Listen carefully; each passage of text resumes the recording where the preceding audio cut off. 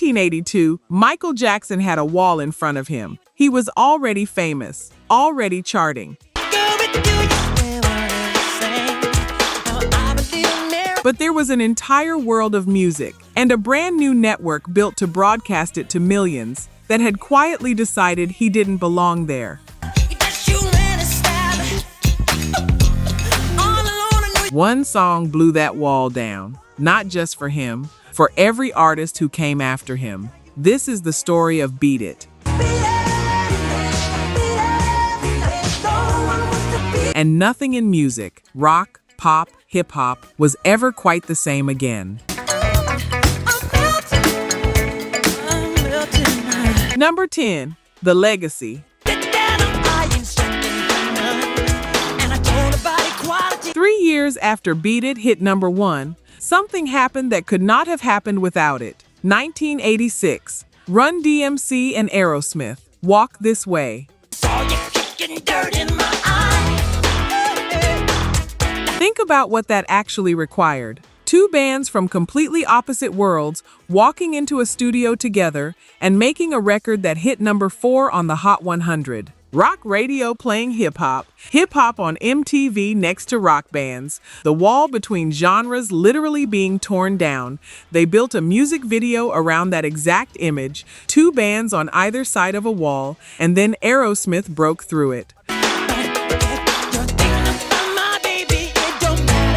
Critics called it revolutionary, and it was, but it was building on something. The template for it had been drawn 3 years earlier. As one critic put it, without the Van Halen precedent, there might have been no collaboration of Run DMC and Aerosmith on the 1986 rap rock version of Walk This Way. I'm not gonna spend my life being a color.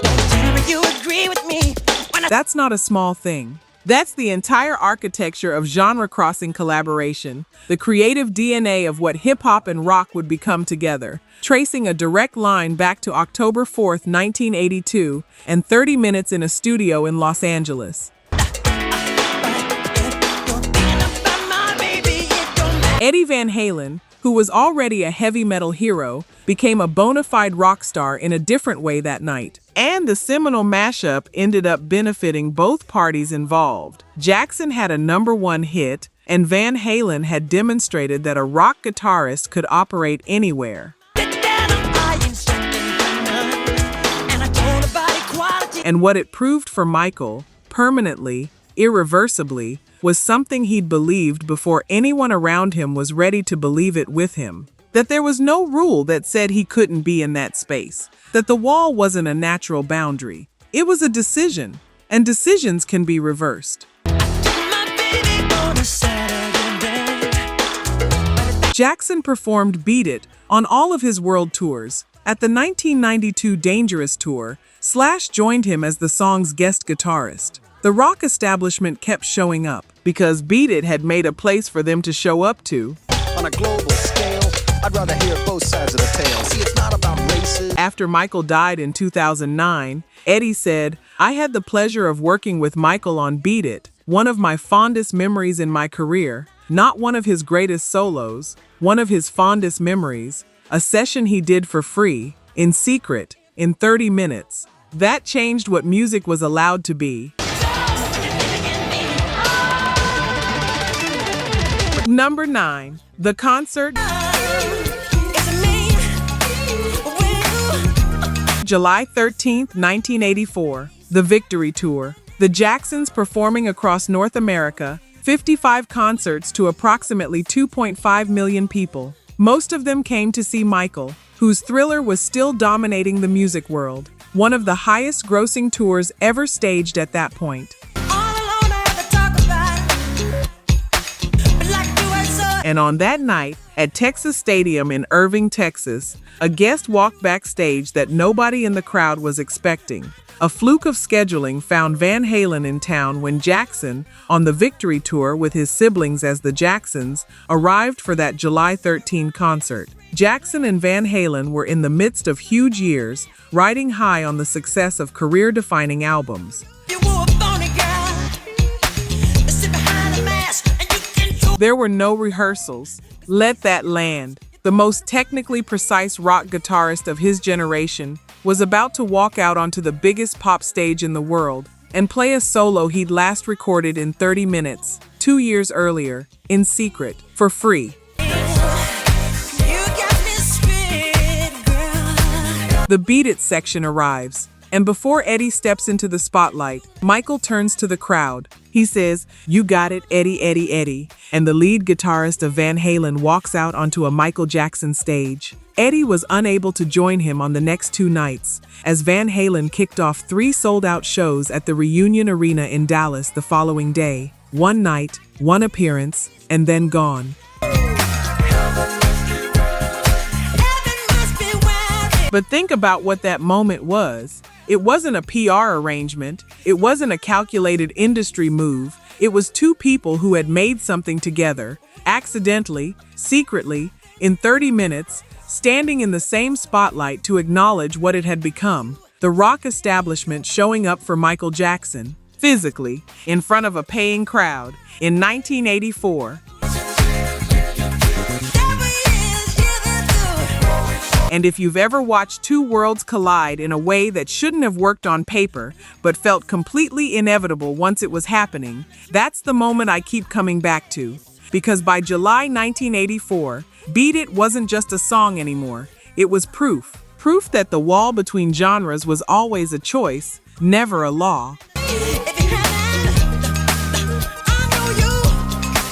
And when Michael Jackson called Eddie's name across that stadium, he wasn't just introducing a guitar solo, he was reminding everyone in the room of what one 30-minute session in October 1982 had already proved, that nobody gets to decide what you're allowed to be. I walk around, I'm suffering in my doom. Real talk, only 9% of you are subscribed. That hurts. We're spending hours digging through archives, fact-checking every detail, bringing these stories back to life. And if you're watching this far, you clearly care. So hit subscribe. It's free and takes 2 seconds. Now, to my subscribers, barely any of you have joined the membership. And honestly, that stings even more. You know the work we put in. You keep coming back. If these videos have ever made you feel something, if this music means something to you, join the membership. It's $1 coffee a month and it's the only way we keep this going. Let's build this together. All right, back to it. Number 8, The Explosion. On April 30th, 1983, Beat It hit number 1 on the Billboard Hot 100. It stayed there for 3 weeks. It also charted at number 1 on the Billboard Hot Black Singles chart. Billboard ranked it the number 5 song for 1983. That's impressive, but that's not the headline. The headline is where else it landed. The song peaked at number 14 on Billboard's Rock Tracks chart, a black pop artist sitting inside a rock chart, the same chart built around Sammy, Hagar, and Bob Seger and the rest of AOR radio, and holding, not as a novelty, not as a crossover curiosity, as a legitimate rock track that the format had already been spinning for months. And then came February 28, 1984. The 26th annual Grammy Awards were held at Shrine Auditorium in Los Angeles. Michael Jackson received 12 nominations. He won 8 awards, breaking the record for most in a single night. But I want you to stop on one of those 8. Not Album of the Year, not Record of the Year, which Beat It also won. The one that should stop you cold when you really think about what it means. Best Rock Vocal Performance, Male, for Beat It. Think about the chain of events that had to happen for that to be real. Michael tells Quincy he wants to write a rock song he'd actually buy. Tito's solo gets scrapped. Pete Townshend passes and gives them a phone number. Eddie Van Halen hangs up twice, shows up, restructures the arrangement, records 2 takes in 30 minutes for free. The Crips and Bloods nearly come to blows on a Skid Row film set. The MTV war gets fought over Billie Jean. The Beat It video gets personally financed by Michael. And at the end of all of that, the Grammy for Best Male Rock Vocal Performance goes to the King of Pop. The track's cross-genre appeal helped Thriller become the best-selling album of all time. Some of you already knew that part, but sit with what Beat It specifically did to get there. Because the album didn't become the best-selling record in history by accident. It got there because one song crossed a line nobody thought was crossable, and did it so cleanly that people forgot it was ever a line at all. Number 7. The War. Before Beat It could do what it was built to do, Billie Jean had to go to war first. MTV refused to air the Billie Jean music video because executives felt black music did not fit into the rock-centered programming. They said it explicitly, that it wasn't their audience, that it didn't fit their format. Walter Yetnikoff, the president of CBS Records, was enraged by the refusal, telling MTV, "I'm pulling everything we have off the air, all our product. I'm not going to give you any more videos, and I'm going to go public and tell them about the fact you don't want to play music by a black guy." The Jackson estate, in a statement after Yetnikoff's death, said, "It is difficult today to imagine the level of cultural apartheid at the music channels in 1983, but Yetnikoff was ferocious on Michael's behalf and didn't hesitate to play corporate chicken with the powerful music channel." MTV blinked. Billie Jean was added to MTV in heavy rotation, opening the floodgates for Michael's extraordinary success and also for a whole generation of black artists. 3 weeks later, Beat It followed, with a video that cost $150,000 to create after CBS refused to finance it. Michael paid for it himself, out of pocket. And it went straight into heavy rotation on MTV the moment it arrived, because the door was now open. But Beat It didn't just walk through the MTV door, it walked through a completely different one at the same time. During the week of December 18, 1982, Beat It was one of Billboard's top 3 ads at rock radio, alongside cuts by Sammy, Hagar, and Bob Seger. That's as an album track, before it was even released as a single. Rolling Stone called it a "This Ain't No Disco" AOR track if ever I heard one.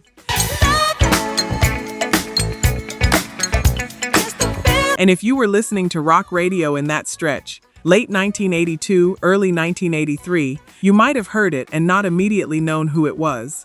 Just known that the guitar solo was doing something that stopped you cold. That was Eddie's plan, remember? Nobody was going to know, except everybody knew. David Lee Roth was in a parking lot on Santa Monica, near a 7-Eleven, and the new Michael Jackson song came on from a nearby truck. He heard the guitar solo and thought, somebody's ripping off Ed Van Halen's guitar licks. It was Ed. And he had gone and done the project without telling anyone. The band was livid. They had all sworn to okay each other's projects. And it didn't matter, because the song was out, and something enormous was building. Number 6. The video. The song was on tape, the solo was locked, and now Michael needed a video that matched it. CBS said no. The video, which cost Jackson $150,000 to create after CBS refused to finance it, was filmed on Los Angeles' Skid Row, mainly on locations on East 5th Street, around March 9, 1983. He paid for it himself, out of his own pocket. The label that had gone to war with MTV to get a black artist's music on the air was simultaneously refusing to fund the visual that was going to make that argument impossible to dismiss. Jackson asked Bob Giraldi to direct, a commercial director who had never directed a music video, because he really liked a commercial Giraldi had made about a married couple of elderly blind people who chose to stay in their rundown neighborhood and throw a block party for the local children rather than flee. That's the instinct Michael trusted. Not flash, not spectacle, someone who understood what it meant to choose something human over the easier path. Then Michael told Giraldi what he wanted for the cast. Michael liked the idea and decided he was going to include the Crips and Bloods, which Giraldi thought was insane. Not actors, not extras in the right clothes. Around 80 genuine gang members, real members of rival Los Angeles street gangs, the Crips and Bloods, at the height of their rivalry, on the same set, together. It was Michael. He went out and got them through the Laps gang squad, convinced them that with enough police presence, this would be a smart and charitable thing to do. The first night nearly shut down completely. The gang members started to get on each other's nerves. They were mortal enemies, and two cops told Giraldi they wanted to close it down. Giraldi convinced them to let him try one thing. He blasted the music. He got Michael out of the camper, and he watched the faces of the Crips and Bloods as Michael came out and started to dance. The anger started to leave. And here's the detail almost nobody talks about. The bar location in the video had appeared 13 years earlier in the gatefold of the Doors' 1970 album Morrison Hotel. And the name of that Skid Row bar, the Hard Rock Cafe, was also the inspiration for the famous restaurant chain. The Doors, Michael Jackson, the same bar, 13 years apart. Nobody planned that. The video premiered on MTV during prime time on March 31st, 1983, and it didn't just play alongside rock videos. It changed what MTV understood a music video was allowed to look like. Number 5, The Fallout. David Lee Roth had no idea. He was standing in a parking lot on Santa Monica Boulevard, near a 7-Eleven in Sherman Oaks, California. Not in a studio, not on a stage, just in a parking lot. And a truck nearby had its windows down, and the new Michael Jackson song was coming through the speakers. He heard the guitar solo, and his actual first thought, was that somebody was ripping off Eddie Van Halen's licks. Then it landed. Van Halen had a code, not a written contract, not a formal clause, but a firm mutual understanding between every member of the band. Nobody does outside projects without everyone agreeing first. You clear it, you vote. That was the rule. And Eddie had walked into a studio, recorded what would become one of the most recognizable guitar solos in history, and said nothing to anyone. Not a word. The band found out the way the rest of the world did. They were livid. They had all sworn to okay each other's projects. And here's what I think about when I hear this part. Eddie Van Halen's response, when it all came out, wasn't an apology, wasn't regret. He said, I was not used. I knew what I was doing. I don't do something unless I want to do it. He called himself a complete fool, according to the rest of the band, our manager, and everyone else. And then he basically moved on, because he knew what he'd done, even if nobody else understood it yet. And then came the irony that Eddie himself could barely believe. Van Halen released their own album, 1984, in January of that year. Jump was climbing, getting close to the top, and then Michael burned his hair filming a Pepsi commercial in late January, which sent Thriller surging all over again. Eddie later said, our album was just about ready to go #1 when he burned his hair in that Pepsi commercial, and boom, he went straight to #1 again. I know, the man whose secret guitar solo helped build the best-selling album of all time was now watching that same album reach back and knock his own band off the summit.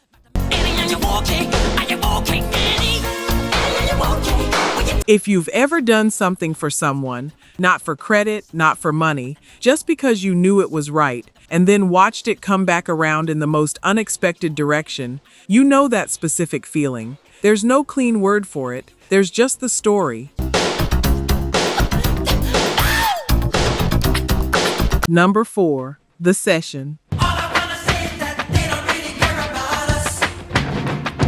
October 4th, 1982. Eddie Van Halen walks into the studio. It took him half an hour to record the 20-second solo, but the way it happened matters. Because this wasn't Eddie just plugging in and laying down what someone handed him. When Van Halen arrived for the session, Jackson was working in an adjoining studio, and the guitarist convinced Jones to reconfigure the song's arrangement to accommodate his idea for a solo. He listened to what they had, heard the solo section, and decided the arrangement wasn't quite right. So he changed it. He restructured the section, moved notes around to create space for what he was actually hearing. Van Halen used a rented Marshall amplifier, set up alongside his Frankenstrat guitar and an Echoplex, then recorded 2 takes of the solo free of charge. 2 takes, 30 minutes, for a solo that would be heard by hundreds of millions of people. Michael came back from the other studio, heard what Eddie had done, turned to him and said, "Wow. Thank you so much for having the passion to not just come in and blaze a solo, but to actually make the song better." And then Eddie walked out, drove home, believed it was over, believed nobody would ever trace that solo back to him. He thought to himself, nobody's going to find out. He was deeply, completely wrong. Van Halen later recalled, "I'll never forget when Tower Records was still open in Sherman Oaks. I was buying something, and Beat It was playing over the store sound system. The solo comes on, and I hear these kids in front of me going, 'Listen to this guy trying to sound like Eddie Van Halen.' I tapped him on the shoulder and said, 'That is me.'"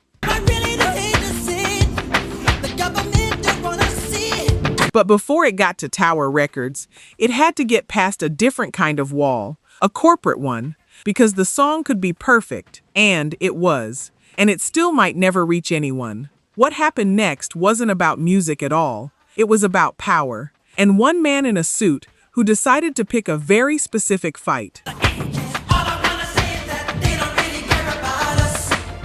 Number 3, The Call. Eddie told this story every chance he got, because he still couldn't quite believe it himself. The phone rings.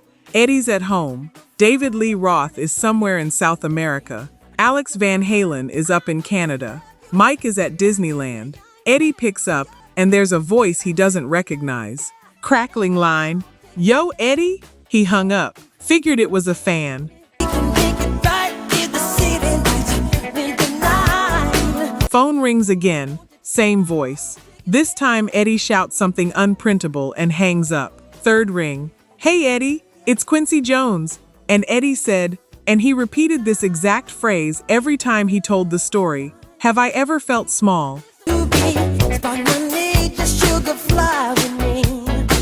Now, even after confirming it was real, there was still the matter of the song itself. Quincy Jones is asking the lead guitarist of Van Halen, hard rock royalty, the man who had rewritten what the guitar was allowed to do, to play on a Michael Jackson album. Eddie thought to himself, ABC, 1, 2, 3 and me? How's that going to work? But he agreed to meet. He showed up to the studio, and then he made a decision he believed, in the moment, was completely safe. He hadn't told his bandmates, hadn't asked permission. Nothing can stop this burning desire to be with There was an unwritten rule within Van Halen that no one would do outside projects without the full consent of every member. But the rest of the band was out of town. And Eddie figured, and he said this almost word for word, who is going to know that I played on this kid's record? That's where he was. That's the mindset he walked into the studio with, not calculating a career move, not chasing credits or royalties, just a guitarist who heard a song that needed something and couldn't walk away from it. He did it for free, and later everybody was telling him he could have gotten a royalty point out of that record, but it didn't matter because Quincy wrote him a letter thanking him, and he signed it, the asshole. Eddie framed it. That's the kind of session this was about to become. Number 2, the idea. Michael wrote Beat It himself. That part gets glossed over. The song came from somewhere real. Jermaine Jackson has suggested the inspiration for Beat It, and its video came from the Jackson family experiencing gang activity in Gary, Indiana.